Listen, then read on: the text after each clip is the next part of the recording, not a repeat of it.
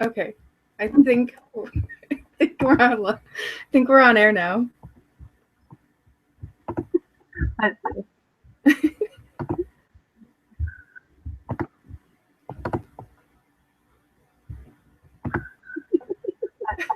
Oh wait, yep, there we are. Yay! Okay. That's just you.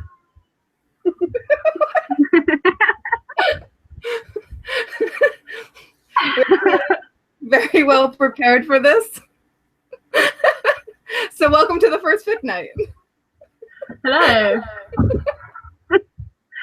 Sorry, we kind of failed, but we're fine, we're fine. We've got it now. It's only been 11 minutes, so we're okay. We're just fashionably late. Yeah, it's the right time somewhere. Okay. So we had you guys submit your fan fictions, and then everybody voted, and Cambangst Slytherin Career Day won. So Tammi and I are going to read that, right, Tammi? Yes, we are. We're very excited. And we can only apologize now to Dan if we've ruined his story. Yeah, sorry, Dan. Okay. Please don't hate us then. That's probably a good thing. Okay, so. Should we read the summary out first? Sure. Would you like me to? Yeah. Slytherin Career Day by Cambangst. The student.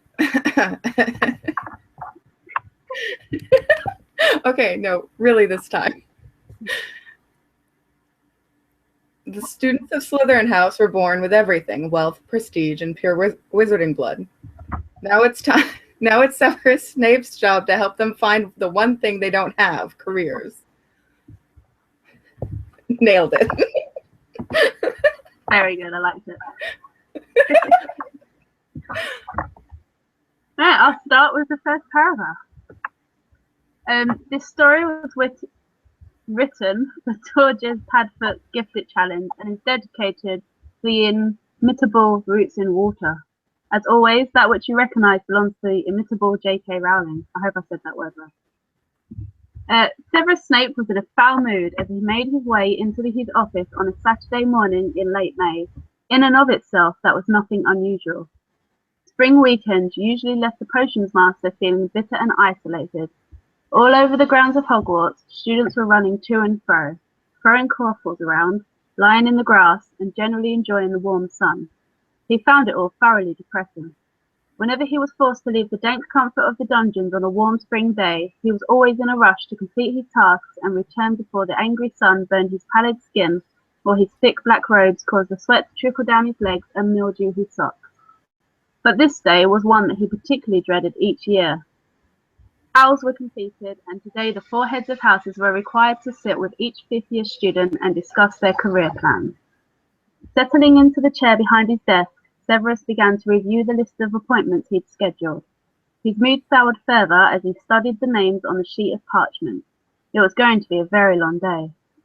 Being the head of Slytherin House, the conversations he faced were simply never going to be as constructive as the ones that his counterparts had with their young charges. McGonagall students all felt that they were destined to change the world. They aspired to become aurors and barristers and professional Quidditch players, perhaps minor deities in Potter's case. The Ravenclaws leaned towards more cerebral professions, healers and arithmancers and unspeakables. Even the Hufflepuffs could carve out productive and meaningful, if somewhat mundane, livelihoods. The Slytherins were a different lot altogether. Aspirations were a foreign concept to them. Before the healer even smacked them on the bum, everything they were taught to value in life was handed to them on a silver platter. The entire house was constructed on a self-perpetuating foundation of privilege, arrogance, and a powerful aversion to any activity that bore a resemblance to honest work. On days like this one, Severus felt like snatching the sorting hat from Dumbledore's shelf and laughing manically while he watched it burn. He took a deep breath and tried to compose himself while he crossed his legs and smoothed the front of his robes. There were appearances to maintain, after all. It wouldn't do to have any of his shameful, spoiled students sending owls home to Mummy and Daddy, telling them how Professor Snape said that their precious little pure-blood snowflake would struggle to hold down a job as a practice dummy at the dueling range. A knock at his office door signaled the arrival of his first appointment. Snape plastered a disinterested look on his face and opened the door with a flick of his wand.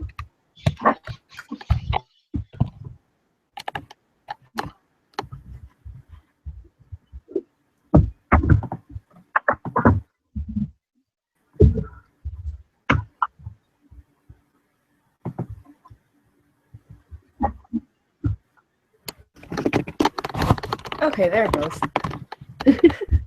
I'm sorry. I thought that I had to continue. No, things stopped working. Vincent Crabbe nervously sat his bag down on the floor and took the chair across from Snape.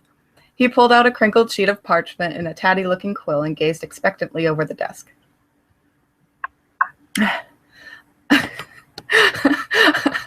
All right, Professor, I'm ready.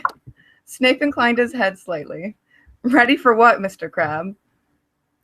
Crabbe looked at the quill and parchment on his knee awkwardly, apparently realizing that he had no ink. There's going to be a test on this, right? Dad told me that if I got one more bad mark on a test. Snape resists the urge to sigh out loud. Mr. Crabbe, we are here to discuss your future career plans. There will be a test, but it is many years away, and your marks can't possibly end up worse than your father's. Crabbe stared dumbly back. His expression slowly wandered between suspicion and relief. Snape finally rolled his eyes. Put your quill and parchment away, Mr. Crabbe. Now perhaps you could tell me which of your school lessons interest you the most.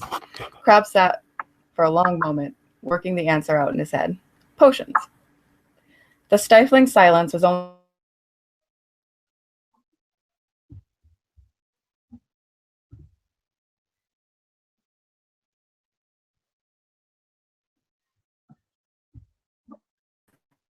this distinction of being the worst potion student I have ever taught.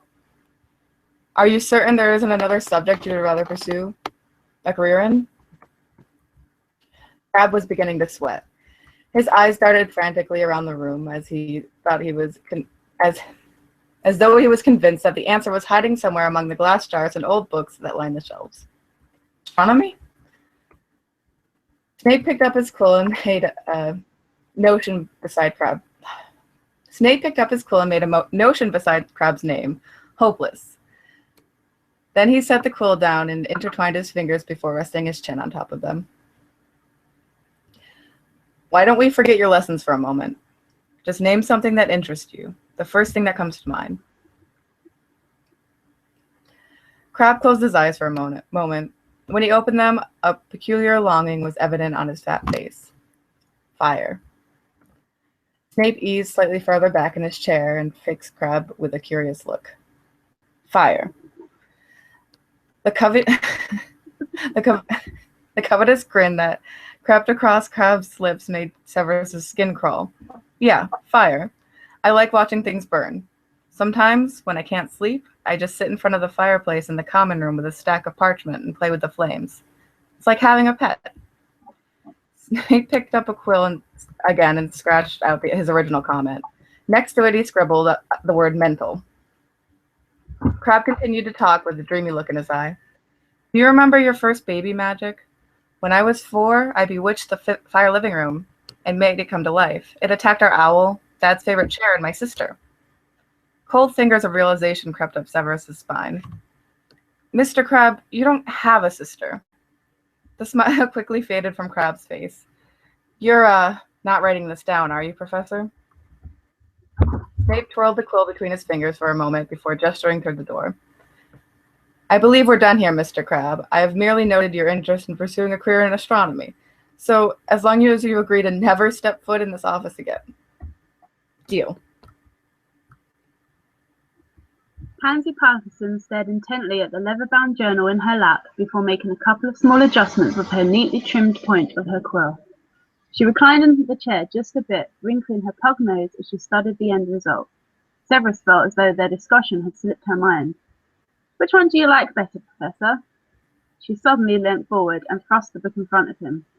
Severus eyed her curiously for a moment before lowering his eyes to his desk. On opposing sides of the binding were neat columns of looping, graceful, handwritten signatures. He stared at them for a long moment before shaking his head. "There's meant to be a difference?" Pansy greeted him with a beaming, tolerant smile. "Of course, Professor. The ones on the left read Mrs. Pansy M. Malfoy, while the ones on the right read Mrs. Pansy P. Malfoy. Margaret is my middle name. It was my grandmother's and I'm really quite fond of it, but it would be more traditional to set it aside and move my family surname forward. What do you think?" Severus took another quick look at the journal before fixing her with a scowl. She looked stricken. "You don't like either one of them, do you? I should have known. Mother says you're very traditional after all. Here." Pansy seized the book and flipped to a different page. When she returned it to his desk, she was greeted with Mrs. Draco L. Malfoy, neatly repeated dozens of times. "Miss Parkinson, is this some sort of joke?" The confusion on Pansy's face was gradually turning to panic. Severus calmly wrote the word stalker next to her name. She seized the book and began to flip frantically through it. "You said we were going to discuss my future, right? I have a version where I spell out Lucius. Is that too much? Should I ask him to hyphenate? Please, Professor, don't just stare at me like that. Help me." Snape slammed the book shut on her fingers with an exasperated flick of his wand. She yelped and then stuck her fingers in her mouth, temporarily silencing her frightening crackling. "Miss Parkinson, I'm going to offer you a small piece of advice. Basing all of your future hopes and dreams on the fleeting affections of another person can be a tragic and costly mistake." Pansy was starting to look genuinely horrified. Tears welled in the corner of her dark eyes. You mean that I might end up alone, living at home with my parents and an ugly little dog?" Severus stole a glance at the list of students that he still needed to meet with. "Believe me, Miss Parkinson, things could be much, much worse." Mr. Goyle, have you given any thought to what you plan to do after you graduate from Hogwarts? Goyle's thick brows lowered slightly, partially concealing the confused optimism in his beady eyes. "Graduate?" Snape forced his lips into a taut smile. "Yes, let's think optimistically for a moment." Goyle's face screwed up as he sat up straighter in his chair. Severus desperately hoped that this was how he looked when he was thinking very hard as opposed to preparing to pass gas. "Dunno. What's Malfoy going to do?" Severus suppressed a strong urge to next and declare the session over. "Mr. Goyle, I haven't the faintest idea what Mr. Malfoy's career plans are, since I have yet to speak with him about them." Goyle.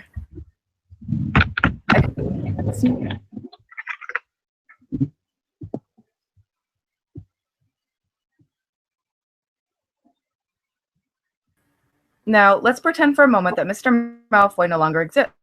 What do you think you might want to do in that case? Goyle's face fell. He looked lost. Does Crabbe still exist? Snape lowered his face into his free hand and rubbed his forehead. What does that have to do with anything? Goyle looked wistful and gestured over his shoulder with his right hand. Well, if Malfoy was busy tonight, like with Pansy or something, Crabbe and I were going to go down to the lake and throw rocks at the giant squid.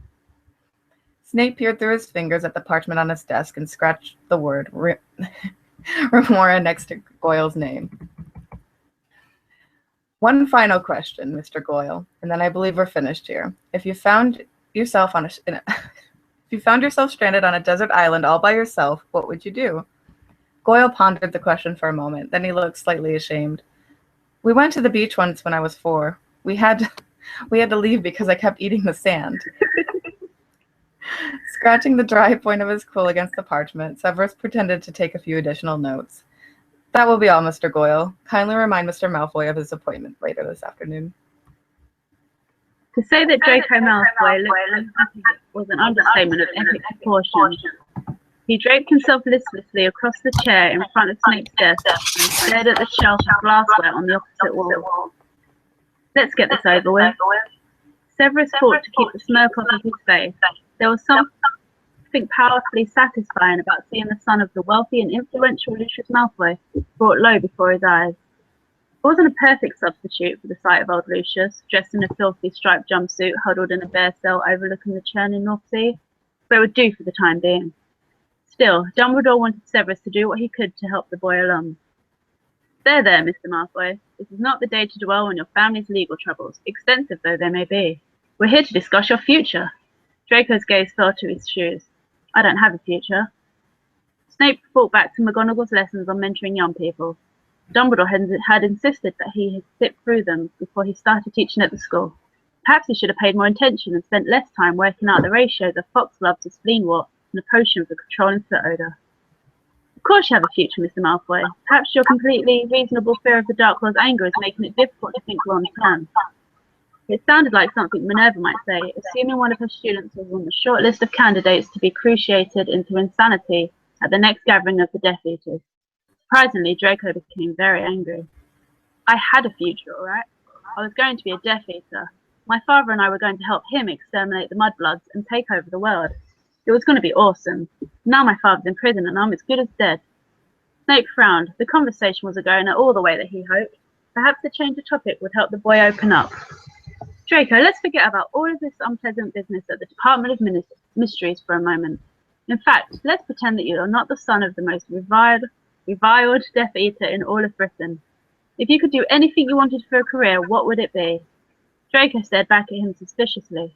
Snape did his best to force an engaging smile which made his lips twitch uncontrollably. It can be anything I want. Anything at all, Mr. Malfoy. Draco opened his mouth to speak, then closed it again. He brushed some non-existent dirt off of his sleeve of his school robes. Never mind, it's stupid. Severus suppressed a sigh. Whatever was going through Draco's head probably was stupid, considering his abbreviated life expectancy. But he planned to look Dumbledore in the face and honestly say that he had tried.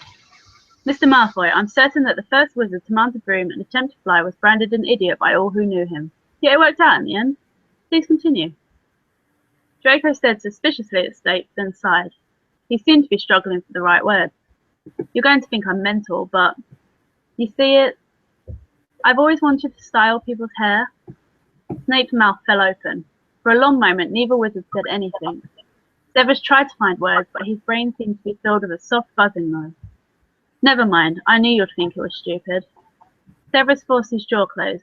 Here he stood on the cusp of an opportunity to take the pain of Lucius Malfoy's personal hell to a whole other level, and the moment was slipping away. He had to think of something. Of course not, Mr. Malfoy. Think of this conversation as an opportunity to explore new and unusual ideas. There's no judgment here. Please, go on. Draco's suspicious glare gradually faded as he began to explain. It's about my father, really. For as long as I can remember, I've been fascinated by his hair. It's really rather amazing, you know. Snape bit back half a dozen insults pertaining to Lucius' masculinity or lack thereof. The man was certainly born with gifts that go beyond the giant silver spoon in his mouth. Draco didn't seem to notice Severus's sour expression. Oh, it's not just something he was born with. Father works quite hard at it. There are potions and spells. He claims to have invented some of them himself. Severus's fingers moved subconsciously to his own greasy, drooping locks. He picked up the quill lying in front of him. Really? And these potions, you're familiar with them? The wistful look in Draco's eyes deepened. Not all of them, of course. Father guards some of them jealously. But I've watched him browse the apothecary when he thinks I'm not paying attention. I know he buys Chiz Purple Fang and Star Thistle, honey water and mint, silverweed and what, Professor? Never mind. Severus collected himself for a moment and scribbled the word snake food next to Draco's name. The few remaining days before summer break suddenly seemed much shorter. Well, Mr. Malfoy, I must say that this conversation has been unexpectedly constructive. You know, I'm certain that I have whatever ingredients you might need in my personal stores. Why don't you stop by later and we can attempt to perfect these potions of your father's? Draco looked honestly appreciative. A lesser man than Severus might have felt pity. Thank you, Professor. The school year is nearly over, though. Maybe we could work on it when we return in the fall. I could do some research over the summer and... Mr. Malfoy, the 1st of September is so far away. Let's cross that bridge if we both arrive at it, shall we? Do you have any plans, say, after dinner this evening? Daphne Greengrass strolled into Snape's office 10 minutes late, with a small tawny owl perched on her shoulder, holding an ivory note card in one hand and a smart-looking quill in the other. Severus started to berate her tardiness, but she lowered herself primly into the chair in front of his desk and began to write out a message, without even looking up. Have I mistakenly left on the invisibility cloak that I don't own? Daphne waved one of her slender hands in his direction without looking up. He watched as she finished her sentence and then signed her name with several graceful loops. At least she signed her own name and not Draco Malfoy's. Then she folded up the card and handed it to the small owl. Take this to Flora, darling. Daphne blew a kiss at the owl as it flew away, then turned back towards the desk. She's going to be so thrilled. I managed to order this darling new outfit she's been wanting directly from France. I cut 12-foot and tattings right out of the middle and saved her a few sickles. Hestia, well, she might not be so happy. Snape tapped the point of his quill loudly against the desk in front of him. Miss Greengrass, if it isn't too much of an imposition on your busy social life, could we please discuss the matter at hand? Daphne beamed at him. Oh yes, my future plans. This won't take long, Professor. I have it all figured out. Severus raised his eyebrows in response. Daphne crossed her arms over her chest and nodded smartly towards him. Shopping. Shopping? Yes, Professor, shopping. Isn't it brilliant? Snape shook his head slowly. Miss Greengrass, a career is generally based upon an activity that adds to your cult, not one that empties it. Daphne tilted her head to the side and gestured with her pointer finger. Generally, yes, that's correct, but I've found a way around that problem. I won't just be shopping for myself. I'll be shopping for other people as well. Severus slowly processed what she was telling him. So other people would pay you to do their shopping. Daphne was practically beaming at him. Yes, everyone says that I'm brilliant at it. Pansy has already decided that I'll be doing all her shopping for her after she marries Draco. Severus couldn't help himself. As much as he wanted to find the subtle flaw that would allow him to tear her plan into tiny pieces, he merely nodded slowly. Miss Greengrass, against all odds, you have just become the first of your housemates to choose a vocation that might actually spare you the ignominy of living in a cardboard box with the undetectable extension charm placed on it. The sparkle abruptly disappeared from Daphne's eyes, and her face fell into a look of concern. Vocation? You mean like working? The soft, bubbling cauldron filled the awkward silence. Is that a problem? Daphne looked stricken. Of course it's a problem. Working? My father would be mortified. Severus raised his palms, trying to calm the increasingly hysterical girl in front of him. Miss Greengrass, perhaps it would help to think of Miss Parkinson as your client, not your employer. Anger flashed in Daphne's eyes. You're right, Professor. This is all Pansy's fault. She said that I would just be shopping, not working. She tricked me. In one smooth motion, Daphne rose from her seat, drew her wand, and stormed out of the room. I'm going to hex the ugly little bitch into next year. Severus watched her go inside. Next to her name, he scribbled the words, my bad. Still, it was would end on a high. Perhaps the day would end on a high note. Blaise Zabini lowered himself into the chair in front of the desk. As Snape scribbled his name onto the sheet of parchment in front of him, Zabini studied his own reflection in a large jar of frog entrails. He skimmed the surface of his perfectly groomed hair with the palms of his hands before bringing them together in front of his nose and mouth to quickly sample the smell of his breath. Satisfied, he stared across the desk and gave Snape a winning, if fake, smile. So, Mr. Zabini, in what discipline would you say that your interests lie? Bitches. Snape's black eyes narrowed and his forehead creased in confusion. You're thinking of breeding dogs? No. Bitches, you know. Flags, birds, scarlet women. Severus shook his head in disbelief. Mr. Zabini, what you're describing is a vice, not a career. Blaise leant back in the chair and coolly studied the fingernails of his left hand. You can make a career out of bitches, as long as you have enough game. Snape gently lowered his forehead into his left hand. He spoke slowly, straining to maintain his self-control. How, pray tell, do you plan to feed yourself by carousing with promiscuous women? I'm still working out the money part, but my mother manages somehow. It can't be that hard. Snape raised his eyes above his palm, stretching the sallow skin of his face with his fingers. Mr. Zabini, your mother convinces pathetically elderly wizards to marry her, and then murders them for their money. Until somebody can prove it, I'd say that's working out all right for her.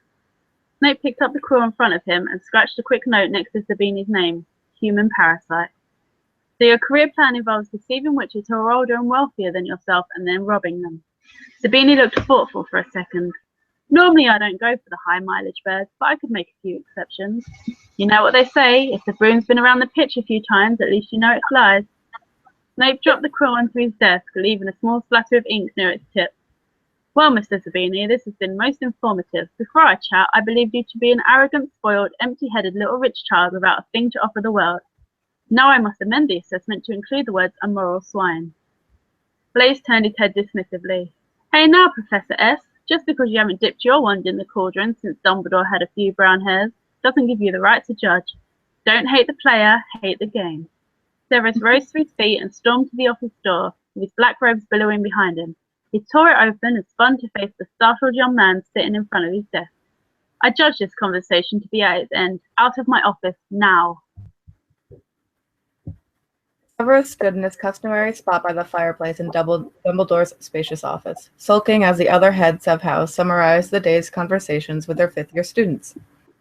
He was slightly pleased to see that he wasn't the only one who had found the conversations challenging.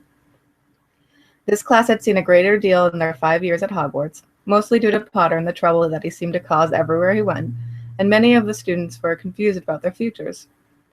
McGonagall was currently lamenting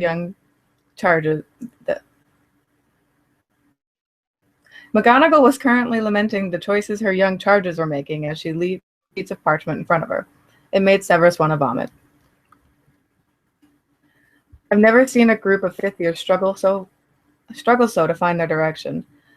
Potter and Weasley now want to be Aurors, even though neither has the marks for it. Miss Brown wants to take up writing trashy romance novels. Mr. Finnegan expressed nothing more than the desire to blow things up, and Miss Granger seems determined to find her way into a dead-end ministry career far below her talents. At least she has talents. Severus's mumbled complaint drew a brief stare from Dumbledore before turning back to the Gryffindor head. Now, Minerva, I think we owe it to ourselves to consider the things that these children have been through in their time here. The world outside is not as simple as it was when you and I were students. McGonagall sighed and removed her spectacles. Of course you're right, Albus. I don't mean to be complaining. Things could obviously be worse. A mischievous smile played across her weathered face. I could be head of Slytherin.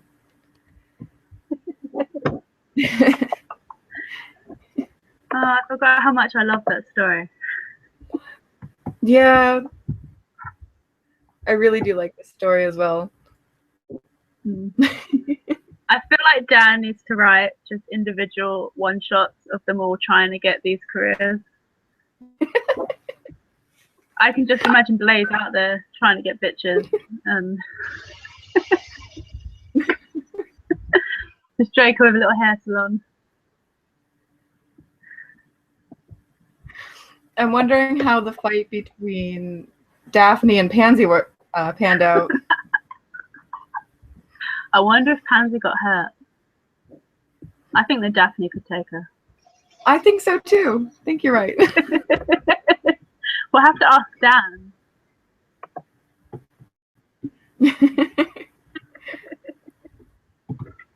So who was your favourite one out of the lot?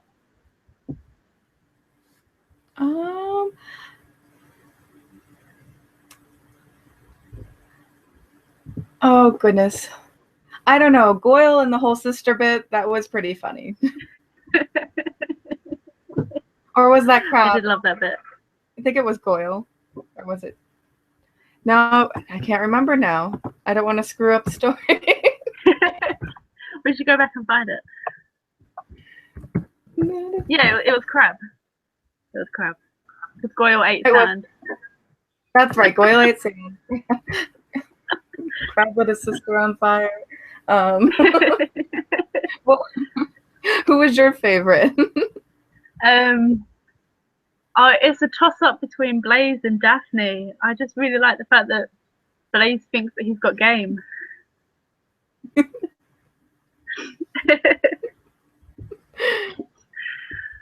But yeah, Daphne thinking that she could just shop instead of working. Oh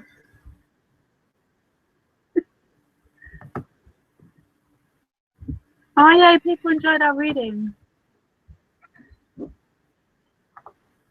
Thanks everyone.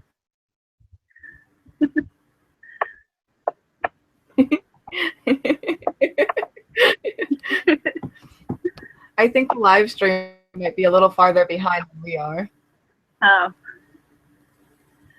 Well, we can ask them who was your favorite out of all of them people in the live stream when you eventually hear this.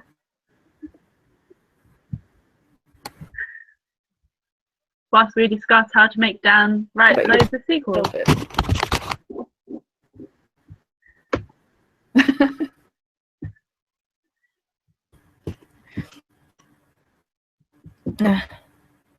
I don't know what to do now. No. What else can we discuss about the story?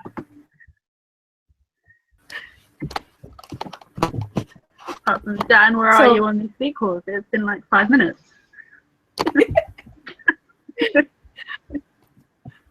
So I want to apologize to Dan for not having this well prepared and giving him advance notice that we were doing his story tonight. Yeah, we are sorry, Dan. It was a decision we made about 4 hours ago. Yep. There was about 2 hours of actual preparation time, including trying to figure out how to live stream to Google. Yeah. So. Oh, Caitlin's favorite was Draco. Oh, good. I reckon he could be a Muggle hairdresser. He'd like change his identity so his dad couldn't find him.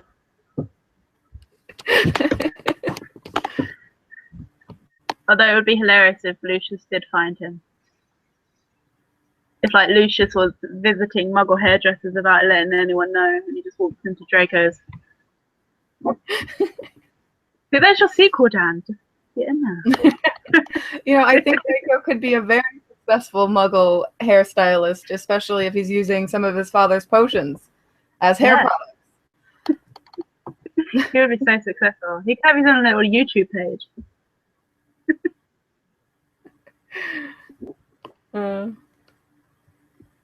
Lottie's favorite was Daphne because, like 10 people that would probably think that they could live off of shopping for others too. It does sound like a good job. Yeah, it's not a bad career. It wouldn't really be working either. You're just telling people what to buy.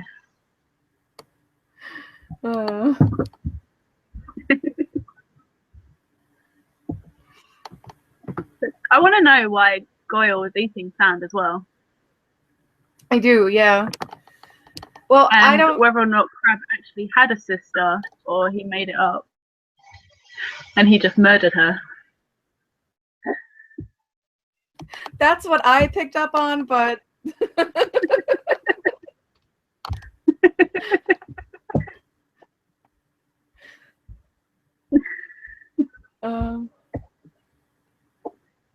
So Slytherin Career Day. Sounds like a headache.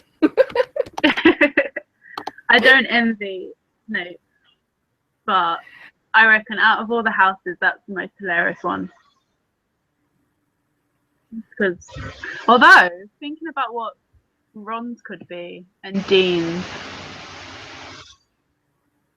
I think that Dan should write a Gryffindor Career Day now. You should just write one for all the houses. Yes. But like the whole 2 Hufflepuffs we know about. And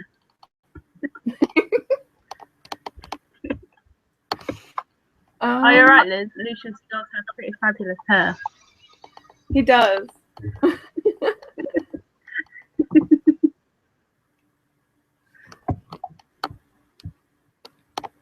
I can't imagine having hair that long. It takes so long to brush. Yeah. I think he brushes it a load at night time.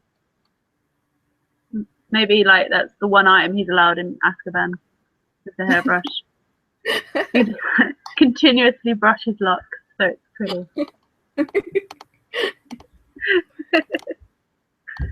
Well, with magic, it might not be so hard. Well, it might be. I don't know. These are only questions that Dan can answer. So when he watches this, he can answer them all. Have his own little thread in HPFT and just answer all these questions that probably no one else would ask.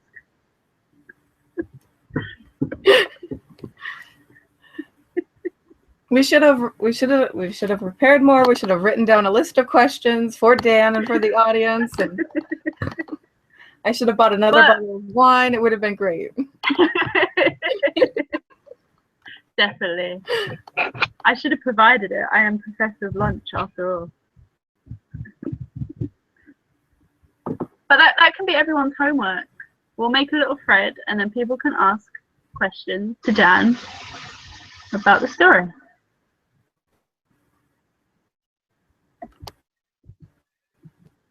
So sure think of questions, people.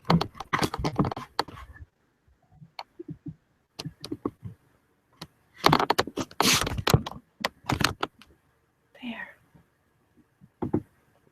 My laptop doesn't like stay on the internet.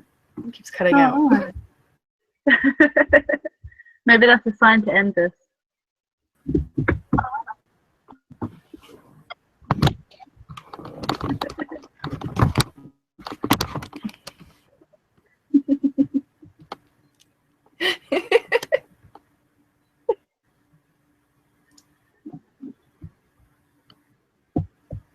So, do you have anything else to say about it?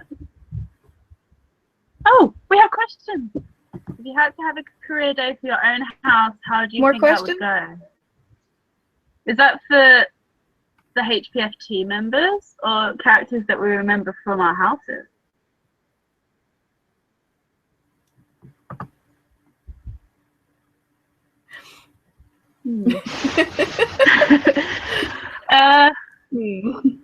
For Hufflepuff, I think it would go really well. It would just be filled with hugs and careers full of finding things and other jobs. I don't think that would go. I think Hufflepuffs know what they want. The HPFT.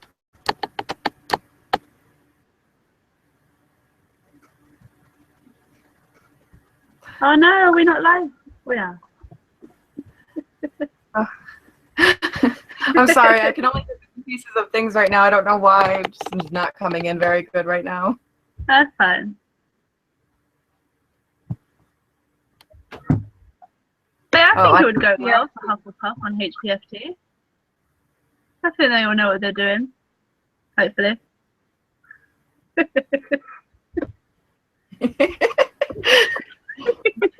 What I've seen from the Slytherins on HPFT, yeah,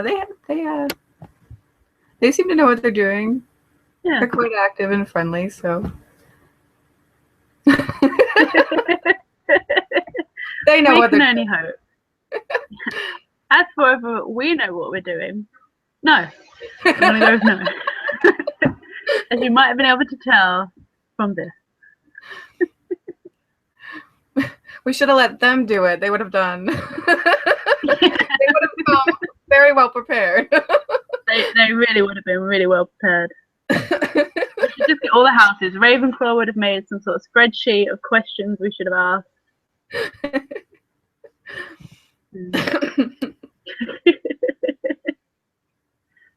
But we know for next time now, and maybe if Dan wants us to, we can just redo this one. Yeah, we'll call this a practice one. Yeah. We can redo it with questions, and we can make it so we tell Dan that this is happening. So that he's here for it. Yeah. This is like the test version. Yeah. definitely a test. We can also read it through a couple times so that we... Yeah. Maybe have it pre-recorded. And then just pretend. And Dan can help us pronounce some words as well. Editing is an amazing thing. Yeah. But yeah, overall, this was a really good story. And I love Dan's writing so much. And he writes Slytherins really well. Definitely. Yeah, I think he did a really good job with all of the characters. It made me laugh. Yeah. He really got into their characters, I reckon. Really good. Apparently Caitlin wants to be a wand maker. What are your thoughts?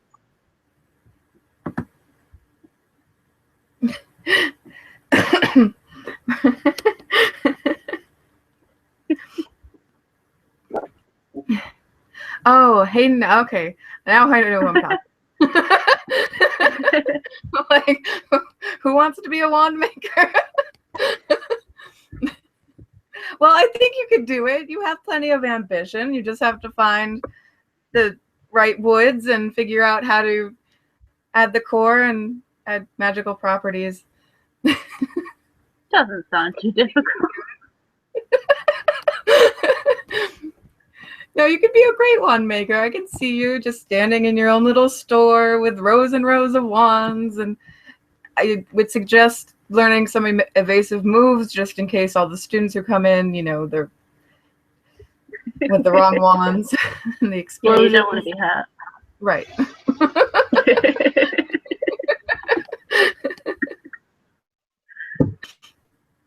You have to think of a name for your shop as well. Quite catchy with wands in it. Some sort of pun, maybe. Not that I can think of one. But...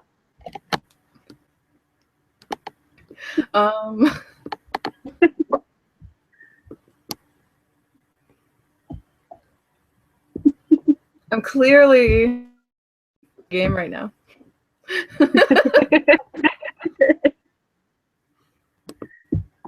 But like, it's the test one. Hopefully.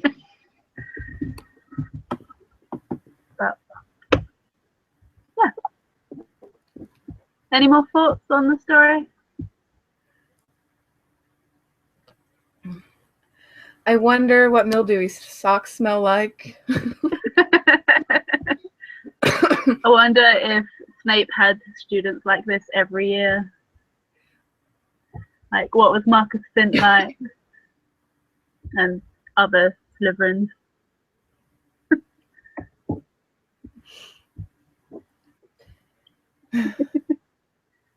Do we know who Pansy Parkinson ends up marrying? I don't think we do. Maybe Dan can write what her reaction is to Draco not marrying her. Right. She was practicing those signatures for quite a long time.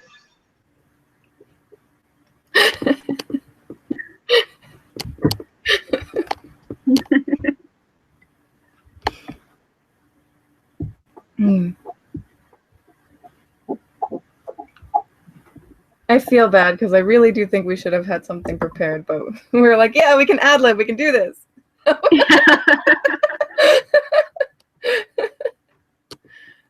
We're sorry, Dan. We're very sorry. So, yeah, let's call this a practice video. Thank you, Dan, for letting us practice with your video. And if you want us to redo it, we totally will. We have more questions prepared. Dan-approved questions. Yes. Not just us begging Dan to write more sequels. Right. So maybe we should end it here tonight. We'll call it a practice one, and then we'll talk to Dan and see if he wants us to do a remake. Yep, definitely. Okay. So thanks to all 6 of you who are watching. Thank you. And thank Hopefully you. more when we tell people in the future. So yeah, we'll have this better prepared next time. Now that we know what we're doing. Yep. We know how to make it live.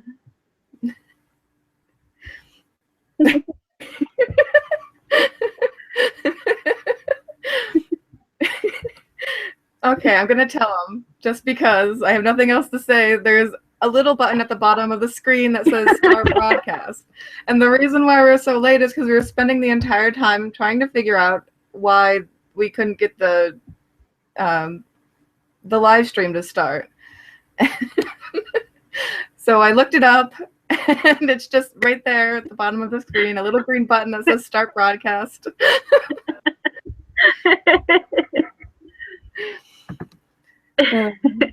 But we know for next time that that button is there.